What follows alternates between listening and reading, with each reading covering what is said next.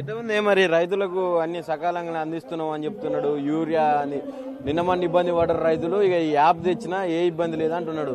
ఎక్కడి యాపు ఏం కథ, రైతులకు యాప్ కొట్టుకొని పెద్ద సెల్లు పెట్టుకొని చేసేటోళ్ళ బాధల పంటి తిరిగేటోళ్లకు, రోడ్ల పంటి ఉంటోళ్లకు, పట్టణాలు ఉండే పోరాగాళ్లకు యాప్ ఉంటుంది. ఇప్పుడు రైతులకు యాప్ ఉండదు కదా. యాప్ ఎక్కడిది, రైతులకు ఎక్కడి కష్టం అండి. కష్టం అనేది కాదు. అసలు అంతకు ముందు ఆటోనికి 10 బస్తాలు తీసుకొచ్చి ఇంటికాడ ఏమంటే బయకాడ పొలం దున్నుకునేది. అట్లాంటి పొలం లేదు. పొలం దున్నుకుంటూ బంద్ చేసి యాప్ కోసం అని నీ అట్లాంటి పిల్లలను బదిలాడి అది బుక్ చేసుకునే తర్వాత మళ్ళీ 2 రోజులు లైన్లో నిలబడు. అసలు యూరియా రైతుకు లేని కష్టం జీవితంలో ఎన్నడూ చూడలేదు. ఎప్పుడు వల్లే అప్పుడు కాంగ్రెస్ ఉన్నప్పుడు ఇదే చెప్పులు పెట్టేది లైన్లో. ఇప్పుడు సేమ్ మళ్ళీ అదే వచ్చింది. అదే చెప్తున్నా. ఇప్పుడు గతంలో మొన్నటి దాకా చెప్పులు పెట్టి ఇబ్బంది పడరు కదా, ఇక యాప్లు పెడితే ఇంటికాడ కూర్చున్నా వస్తాయి అంటుండ్రు. లేదు యాప్ల వల్ల ఇంకా నరకం చూస్తున్నాం. యాప్ల రైతుకు యాప్ ఉంటుందండి. రైతుకు పెద్ద ఫోన్ ఉంటుందా? రైతు చేసుకుంటాడు, వాడు పోవాలి. ఏం కార్డులు ఏమున్నా రైతులను కొంప ముంచే కార్డులే తప్ప ఏం లేదు. ఏ కార్డులతో కూడా రైతుకు బాగుపడేది లేదు. రయం అంటారు కదా, ఎంత గొర్రె తొక్క బెస్తనట్టు రైతుకి ఏం లేదు. ఎప్పుడున్నా మళ్ళీ బొచ్చు కొరుకున్నట్టు మూలకేసి రాగినట్టే తప్ప ఈ కాంగ్రెస్ గవర్నమెంట్ వచ్చింది రైతును నిండా ముంచుతుంది. కరెంటు సరిగ్గా ఉండలేదు. ఇప్పుడు ఈ యూరియా బస్తాలకు ఇబ్బంది అవుతుంది. ప్రతి ఇష్యూలా చాలా నరకం చూస్తున్నాం. మరి ఇందిరమ్మ రాజ్యం తెచ్చిన అన్నాడు మొన్నటి దాకా. ఇది ప్రజాపాలన అంటుండు. కంచెలు బద్దలు కొట్టినా ఇక మొత్తం నన్ను డైరెక్ట్ కలవచ్చు, రైతులందరూ సస్యశ్యామలంగా ఉన్నారు అంటుండు ముఖ్యమంత్రి. అవునండి, ఒక్కసారి ముఖ్యమంత్రి ఇచ్చిన ఆ మాటకి ఏమైనా విలువ ఉందా?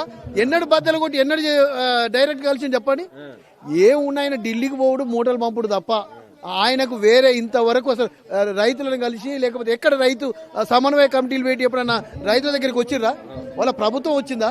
రైతు కష్టాలు చూసిర్రా ఎవరన్నా? ఇప్పటి వరకు అంతకుముందు కేసీఆర్ రైతు భవనాలు కట్టిర్రు. ప్రతి నెలకు ఒక్కసారి మీటింగ్ పెట్టేది ఆ రైతు వేదికలల్లో. ఏఓలు ఏడీలు వాళ్ళందరూ వచ్చేది. ఇప్పుడు అసలు ఏఓలు ఎట్టుంటో తెలియదు, ఏడీలు ఎట్టుంటో తెలియదు. అసలు రైతు దగ్గరికి వచ్చి అసలు పంట ఏం నష్టం అవుతుంది, ఏం జరుగుతుంది కూడా చూసే మానవులే లేరు ఇప్పటి వరకు. చెప్పేది మాత్రం చెప్పడానికి చెప్పుడు బారెడు అది జానడు అన్నట్టున్నది కథ.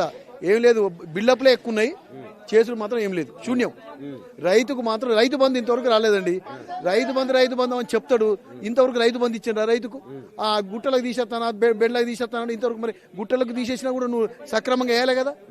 ఎప్పుడు ఇంతవరకు నాటు పెట్టేసా? ఇప్పుడు జనవరి 6వ తారీఖు నాటు స్టార్ట్ అయ్యి సగానికి వస్తూనే ఉన్నాయి. ఇప్పటివరకు రైతు బంధు వల్లే అప్పుకు పోవాల్సిందే కదా. మళ్ళీ ప్రైవేట్ అప్పులో పోతాను. ప్రైవేట్ అప్పులో పోతే ఆడవాడు 3 పైసలు వడ్డీ, 4 పైసలు వడ్డీ. మళ్ళీ వీళ్ళు కాంగ్రెస్ వాళ్ళే మళ్ళీ అప్పులు ఇచ్చుడు, వాళ్ళ దగ్గర అది తీసుకుంటు తప్ప ఏం లేదు. మళ్ళీ పాత సేట్లు పైకి వచ్చారు. ఈ కాంగ్రెస్ గవర్నమెంట్ వచ్చినాక పాత సేట్లు పైకి వచ్చారు. మళ్ళీ రైతు అప్పుల పాలవుతాడు. మళ్ళీ ఎకరాలు అమ్మే కాడికి వస్తుంది. ఇతను వచ్చిన కాంచి నాశనం తప్ప లాభం అయింది ఏం లేదు. మళ్ళీ ఇక రైతులతో పెట్టుకున్నాడు బాగుపడ్డాడు ఎవరైనా ఉన్నారా అండి? ఇక మళ్ళీ గెలుస్తా అని అనుకు ఏం ఒక ఇప్పుడు ఏమనంటే సర్పంచ్ అవునండి. టీఆర్ఎస్ గవర్నమెంట్ ఉన్నప్పుడు ఎంత పర్సెంట్ సర్పంచ్లు వచ్చినాయి? ఇతను నువ్వు ఉన్నాక ఎంత పర్సెంట్ వచ్చింది నీకు? ఇప్పుడు 43% టీఆర్ఎస్కి వచ్చినాయి నీకు. అప్పుడు కాంగ్రెస్ టీఆర్ఎస్ గవర్నమెంట్ ఉన్నాక నీకు 10% రాలే. అంటే 40% వచ్చిందంటే రైతులతో పెట్టుకుంటుంటే ఎవరు బాగుపడరు. ఇప్పుడు ఎలక్షన్లు పెట్టినా మళ్ళీ గద్దె దిగుడు ఖాయవాళ్ళు. ఇప్పుడు ఎంపీటీసీ జెడ్పీటీసీ వస్తున్నాయి, మళ్ళీ ఈ పార్టీల గుర్తుతో ఉంటాయి. పార్టీల గుర్తులు అప్పుడు ఇప్పుడు తెలుస్తుందండి. పార్టీల గుర్తుతో పెట్టామనండి. ఎంపీటీసీ సర్పంచ్లు ఎలక్షన్లు పెట్టండి. ఎంపీటీసీ జెడ్పీటీసీలల్లా వాషౌట్ కాకపోతే అడగండి. కాంగ్రెస్ వాషౌట్. మీరు ఏ విధంగా ఈ రైతుతో పెట్టుకున్నప్పుడు బాగుపడతారా? రైతు గోసపడతాడు. బాయికాడ నాగలు దునుకుండు ఎక్కడ, నీ పిడి బస్తాలకు ఎక్కడ పోవాలి? భార్య తోలితే మళ్ళీ భార్య తోలితే ఎవరు పిల్లల తోలినా రాదు. ఆ ఫోన్ పాస్బుక్ లింక్ అయిన వాళ్ళకే పోవాలట. ఆడు కూడా ఆ లింక్ ఎవరితో తెప్పించి మరి పాస్బుక్ ఇచ్చి తెచ్చుకుందామని వీలుగు లేదు. వాడు నాగలేడ దున్నాలే, ఇటు నీ యాప్ కాడికి ఆడ పోవాలి. మళ్ళీ తెచ్చుకుని యాప్ బుక్ చేసిన తర్వాత మళ్ళీ తెచ్చుకోవడానికి కూడా ఏదో ఆన్లైన్ కొట్టాలట. ఆన్లైన్ కొట్టడానికి కూడా మళ్ళీ పోవాలన్నట. అంటే 3 సార్లు తిరుగుతారు యూరియా వ్యవస్థ కోసం. ఇంకెక్కడి బాగు చేసిన రైతుకు బాగు చేసిన అంటాడు. ఈ రైతుకు చేసింది ఏంది? కరెంట్ అంటారు. కరెంట్ రమ్మనండి ఇవి చెప్తారు కదా, అప్పుడప్పుడు కోమటిరెడ్డి వెంకరెడ్డి ఏదో చెప్తారు కదా. ఇప్పుడు ఏ సబ్స్టేషన్కి వచ్చి ఆ రీడింగ్ తీసుకొని తీయమనండి. అప్పుడు 24 hours అంటే కాదనండి కదా, 24 hours ఇవ్వలేదు. ఇప్పుడు నువ్వు ఎన్ని గంటలు ఇస్తానో ఒకసారి నీ లాగ్ బుక్ ఏదో అని చెప్తాడు స్టేజ్ల మీద. ఆ బుక్ ఒకసారి చూడమన్నారు. ఇప్పుడు తీసుకొచ్చి ముంగడ పెట్టమనండి, రైతుల ముంగడ పెట్టమనండి. ఆయన లాగ్ బుక్ ఏందో తెలుస్తుంది. ఇప్పుడు కరెంట్ ఎప్పుడు వస్తుంది, ఎప్పుడు వస్తుందో తెలుస్తుంది. ఏ రాత్రిలో ఇస్తారు, ఆ రాత్రి మేము పోయేటట్లేదు.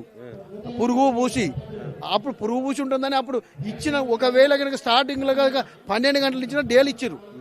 కేసీఆర్ ఉమ్మడి రాష్ట్రం వల్ల ఉన్న రోజులు రైతులకు ఆ కష్టాలు ఇవాళ మళ్ళీ మొదటికి వచ్చాయి. మళ్ళీ వీళ్ళు కుట్ర మొత్తం జరిగేది మళ్ళీ ఉమ్మడి రాష్ట్రంలో ఎన్ని కష్టాలు పెట్టి రైతుకు ఆ కష్టాలు పెట్టడానికి వచ్చారు కాంగ్రెస్. ఏదో మాయ మాటలు చెప్పి 4,000 ఇస్తామని, లేకపోతే రైతు బంధు 15,000 ఇస్తామని ఈ మాయ మాటలు చెప్పగానే రైతులది ఏందబ్బా, మేము కష్టపడి బతికేటోళ్ళం. దానికి ఏం చేస్తాం?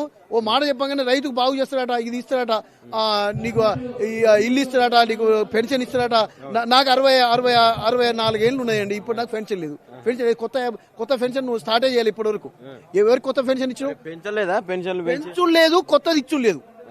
నేను ఏజ్ అనేది అప్పుడున్న ఏజ్ కి అయితే ఇప్పుడు 2 సంవత్సరాలు అయింది. 2 సంవత్సరాలు ఎంతమంది అవుతారు?